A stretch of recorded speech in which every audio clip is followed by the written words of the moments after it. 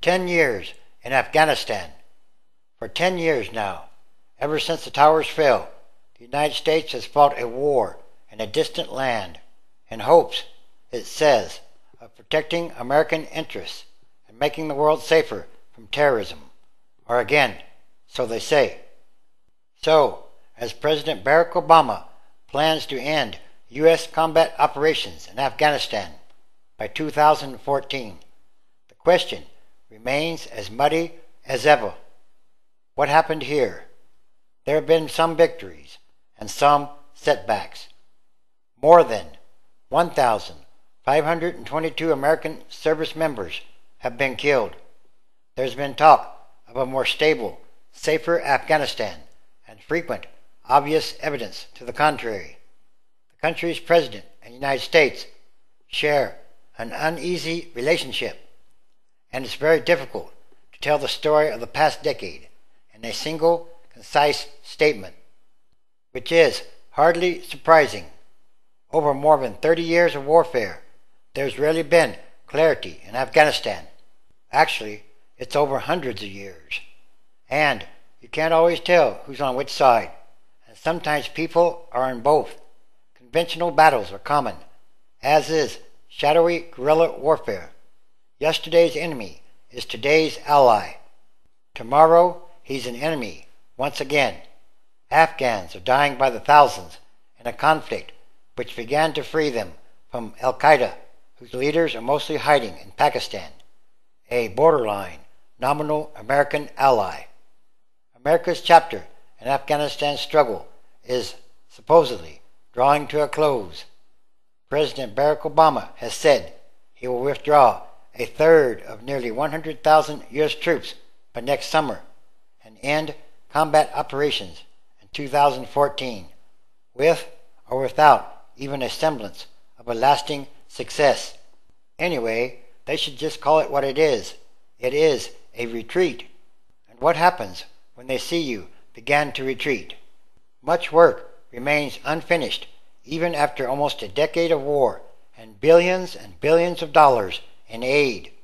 Although battered, the insurgents or militants still control large areas of the country, and it is nearly impossible to travel safely from the capital to the southern city of Kandahar.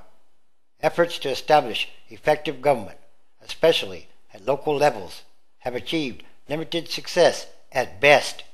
Afghanistan's own security forces remain far from capable of defending the country on their own, and only approximately 2,000 of the estimated 25,000 to more than 40,000 insurgents have joined a highly touted program to reintegrate into society, whatever that means. In announcing the timetable, President Obama spoke of building a partnership with the Afghan people that endures long after the last American service member has gone home.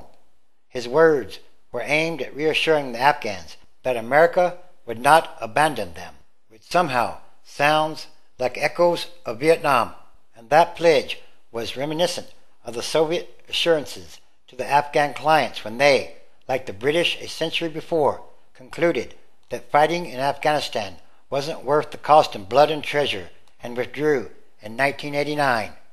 In other words, they don't call it the graveyard of empires for nothing. The Soviets left behind a friendly government and a well-equipped Afghan army, but 3 years later that government collapsed, the army fell apart, and the country was again engulfed in war. War after war. America entered Afghanistan in October 2001 to strike at Al-Qaida after the 9/11 attacks in the United States. Another goal was to oust the ruling Taliban that arose from the chaos in the wake of the Soviet defeat, and also Osama bin Laden and his network. The Taliban were dispatched with relative ease by U.S. air power and ground forces, provided by militias that had resisted the hardline Islamist movement.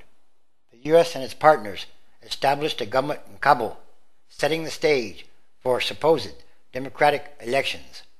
But the BUSH administration shifted its attention and resources to Iraq and a new war to bring down Saddam Hussein.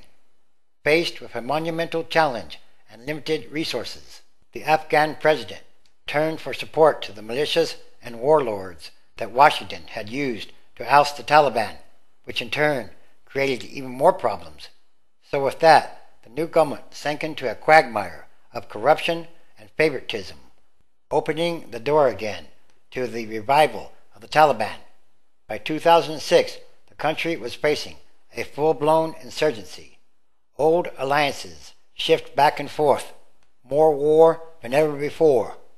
The man who invited bin Laden to Afghanistan is now a member of parliament and a Karzai crony.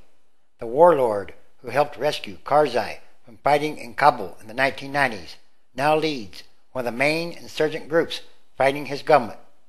President Obama entered office promising to focus attention on the Afghan conflict, which he described as a war of necessity, as opposed to Iraq, a war of choice. He doubled the number of U.S. forces in Afghanistan and, in December 2009, dispatched 30,000 more troops in a surge to try to stop the Taliban momentum. But in doing so, Obama in effect changed the character of the war. Somehow, it seems, it has made the war worse, not better. And the U.S. military always knew there would never be a winner in the war. Instead, it hoped to create the supposed necessary groundwork for a process of reconciliation and reintegration to encourage insurgents to somehow re-enter Afghan society. But the investment proved too much for an American public weary of war and struggling with an economy marked by job loss and rising national deficits.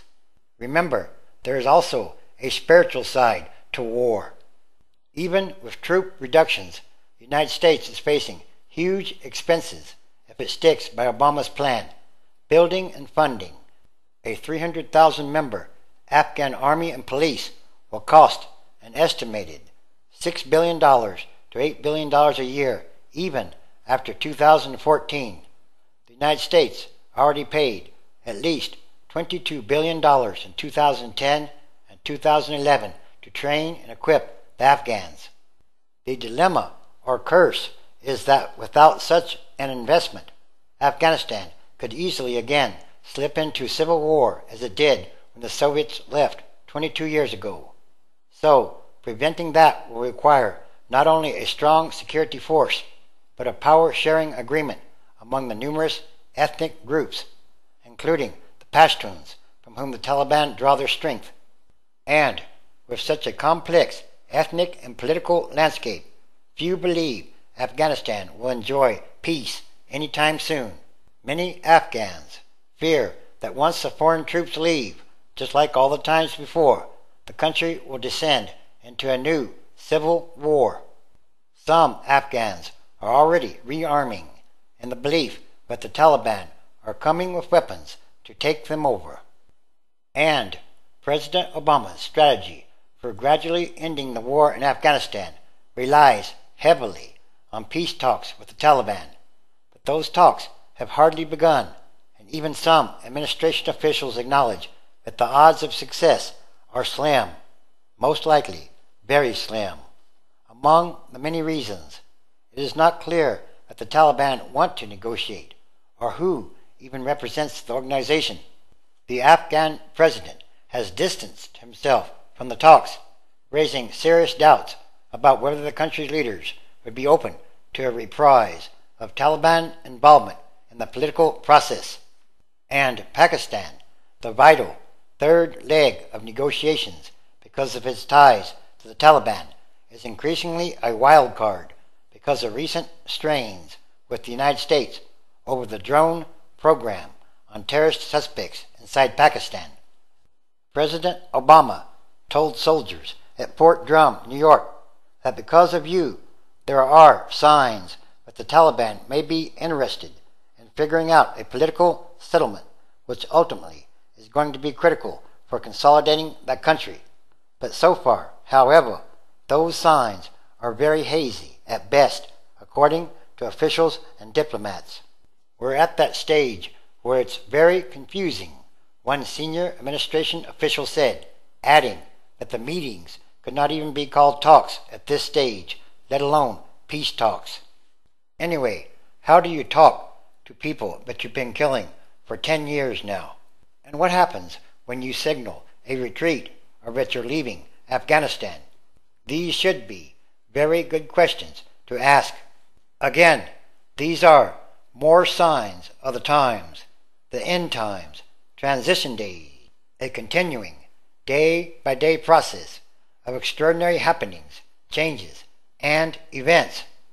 Everything that must change quickly or rapidly, and for the better, because it's about what kind of world are we leaving to the future generations. It should be better, not worse. Proverbs chapter 24, Be not thou envious against evil men, neither desire to be with them. 2. For their heart studies destruction, and their lips talk of mischief. 3. Through wisdom is a house built, and by understanding it is established. 4. And by knowledge shall the chambers be filled with all precious and pleasant riches. 5. A wise human is strong. Yes, a human of knowledge increases strength. 6. For by wise counsel thou shalt make thy war, and in multitude of counselors there is safety. Also, Revelation chapter 22, verse 12, And, behold, I come quickly, and my reward is with me, to give every human according as his work shall be. 13. I am Alpha and Omega, the beginning and the end, the first and the last. Yes, it's time for all prophecy to be fulfilled. It's about fate and destiny. Everything is connected, and everything is numbered. The limits or tipping points are being reached. So now, what comes after 10? 11. 911. 9 plus 1 plus 1 equals 11. Then, what comes after 11? 12. So then, 11 plus 12 equals 23. And 2 plus 3 equals 5. So therefore, 2012 or 2012, 2 plus 0 plus 1 plus 2 equals 5. And then 5 plus 5 equals 10. And what comes after 10? 11. Then there is 12. Revelation chapter 11, verse 14. The second woe is past, and, behold, the third woe comes quickly. Jeremiah chapter 8, verse 11. For they have healed the hurt of the daughter of my people slightly, saying, Peace, peace, when there is no peace. 12. Were they ashamed when they had committed abomination? No, they were not at all ashamed, neither could they blush. Therefore shall they fall among them that fall. In the time of their visitation they shall be cast down, saith the Lord. 13. I will surely consume them, saith the Lord. There shall be no grapes on the vine, nor figs on the fig tree, and the leaf shall fade, and the things that I have given them shall pass away from them. 14. Why do we sit still? Assemble yourselves, and let us enter into the defenced cities, and let us be silent there. For the Lord our God has put us to silence, and given us water of gall to drink, because we have sinned against the Lord. 15. We looked for peace, but no good came, and for a time of health, and behold, trouble. Yes, the fourth angel is sounding. Yes, it's time for all prophecy to be fulfilled.